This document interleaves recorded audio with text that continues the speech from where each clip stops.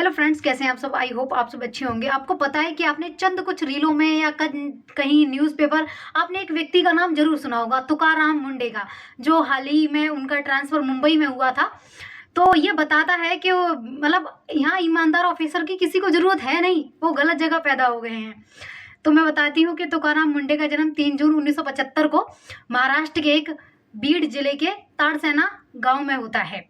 और उन्होंने अपनी बेसिक शिक्षा औरंगाबाद से प्राप्त की थी। उन्होंने इतिहास में बीए और पॉलिटिकल साइंस में एमए की डिग्री हासिल की। उसके बाद उन्होंने यूपीएससी की तैयारी शुरू की और 2004 में उन्होंने यूपीएससी क्वालिफाई किया और उनको 20वीं रैंक प्राप्त हुई। 20वीं रैंक लाना एक नॉर्मल परिवार से, एक ऐसे शिक्षा के बैकग्राउंड से, अपने आप में एक बहुत बड़ी मिसाल है। उसके बाद उनकी जॉब आई। तो हाल ही के समय में मुझे एक चीज़ तो पता चल गई कि यहाँ ईमानदार ऑफिसर की किसी को ज़रूरत है नहीं। यहाँ चाहिए सबको ऐसे घूसखोर ऑफिसर जो उनके इशारों पर काम कर सके, जो नेताओं के इशारों पर काम कर सके। अगर आप ईमानदार रहेंगे तो ये आपको बताता है कि जिस तरीके से तुकाराम मुंडे के 25 ट्रांसफर हुए हैं, शायद आपके 25 या 50 भी हो सकते हैं अगर आप ईमानदार रहे तो।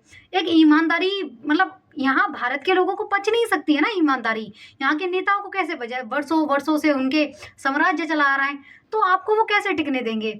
तो ये चीज़ बहुत मुझे अच्छी लगी जब उन्होंने जब उनका केस पहुंचा था हाई कोर्ट में, तब उन्होंने कहा, वहाँ के जो जज थे, कि आप प्राइवेट सेक्टर की कंपनियों पर क्यों चेकिंग कर रहे हैं।